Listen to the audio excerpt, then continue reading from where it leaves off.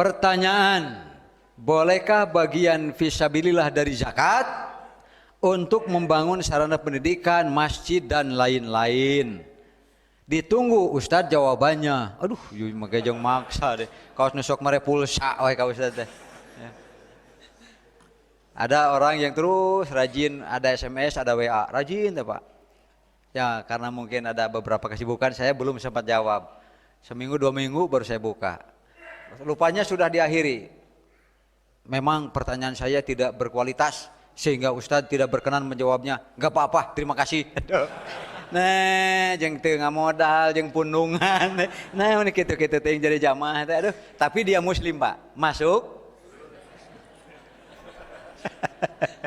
Wala taj'al fi qulubina ghillan lil ladzina, janganlah dalam hati kita ada kebencian kepada seorang pun bila dia sesama muslim. Bagaimana ibu bapak tahu dalam surah 9 surah At-Taubah ayat ke 60 ya, 60 di situ disebut 8 asnaf zakat. Dan kalau fisabilillah disebut pada yang ketujuh, walaupun karena bentuknya wawu, innamas shadaqatu lil fuqara wal masakin, pan pakai wawu Pak, wal amilina 'alaiha wal muallafati qulubuhum wa fir riqab wal gharimin wa fi sabilillah, dan terakhir wabnis sabil faridatan minallah wallahu alimun hakim. Nah, fisabilillah disebut sebagai salah satu asnaf zakat. Berarti ini orang bertanya, mungkin ada dua Pak. Pertama, siapakah fisabilillah? Siapa dulu Pak? Kalau siapa berarti manhum fisabilillah, orangnya. Yang kedua, mahia atau mahwa sabilul, apa sabilullah itu?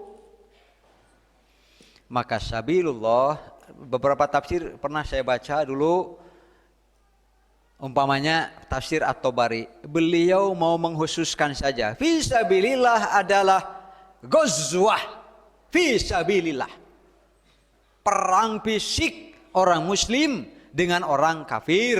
Di situ tumpahkan dana-dana zakat fisabilillah. Afdal. Kenapa? Toh kalau gugur mereka syahid. Berarti mengantar orang untuk mati syahid. Membela li'i'la'i kalimatillahi yal ulia. Itu diantara pendapat yang dicantumkan oleh Syekh At-Tabari dalam kitabnya Tafsir At-Tabari. Lupanya beliau pun mengutip pendapat Imam Ahmad, Yahya bin Ma'in dan beberapa ulama lainnya.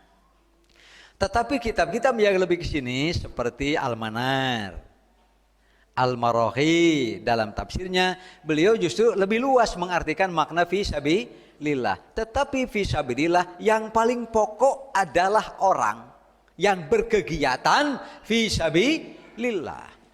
Beliau salah satunya mencantumkan ayat alladzina uhsiru fisabilillah, yaitu orang-orang ulama-ulama, ustad-ustad, santri-santri, ahli-ahli ilmu, alim yang mereka ditahan oleh kepentingan fisabilillah. Dalam apa?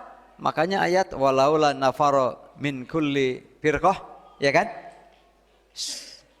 Kalaulah ada dari sekian manusia yang sibuk dengan profesionalnya masing-masing, profesinya masing-masing, haruslah selalu ada orang yang mengkhususkan untuk agama, jadi ustadz, jadi kiai, jadi ulama, jangan dan sebagainya. Supaya apa? Supaya nanti mereka mengajarkan agama kepada yang sibuknya dengan yang lain. Sehingga orang seperti ini yahsabuhumul jahiluna aghnia. Seringkali ustadz-ustadz ajengan ini disangka kaya, minat ta'afuf karena tidak terlalu suka minta. Dipilih sekali kepada siapa akan sangat diseleksi oleh ustadz ini, ajengan ini. Tidak mau ia akan sembarangan meminta Pak. Minat ta'afuf kan harus jaga diri. Supaya apa? Supaya suaranya tidak pernah keluh Pak. Suaranya tidak pernah kagok.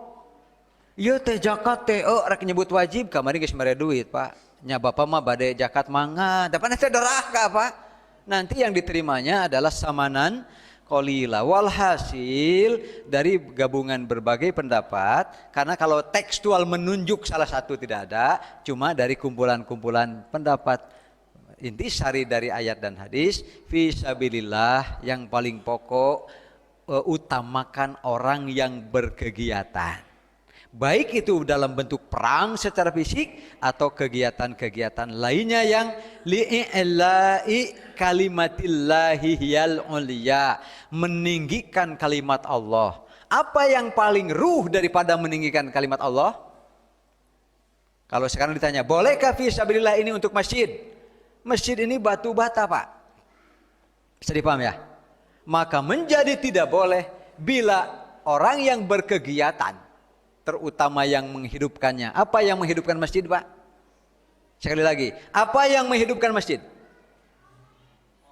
Bapak Ibu, apa yang menghidupkan masjid? Ilmu, Pak. Ilmu, bukan ibadah, Pak.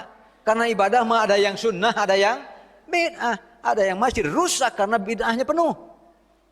Makanya masajiduhum amiratun, ketika orang perhatiannya terus karena fisik, tapi nyawanya sendiri tidak, yaitu ilmu. Ilmu. Ada di siapa ilmu ini? Ulama. Makanya fisabilillah yang paling pokok adalah yang perang di jalan Allah secara fisik. Yang kedua adalah para ulama. Bila ini sudah kebagian, silakan kalau masih ada lebihnya untuk fisik. Jadi fisik silahkan, tetapi terakhir saja. Meningkatnya merhatikan ajengan jeung ustadna yang menjadi ruh dan nyawa daripada masjid itu sendiri. Habis Pak, masjid bisa jadi gereja, Pak. Di alus-alus oke, betul kan? Kalau ahli ilmunya sudah tidak ada. Ada kan gereja yang jadi masjid? Kenapa? Karena pendetanya sudah pada mati dan tidak ada pelanjut. Maka Islam pun akan seperti itu.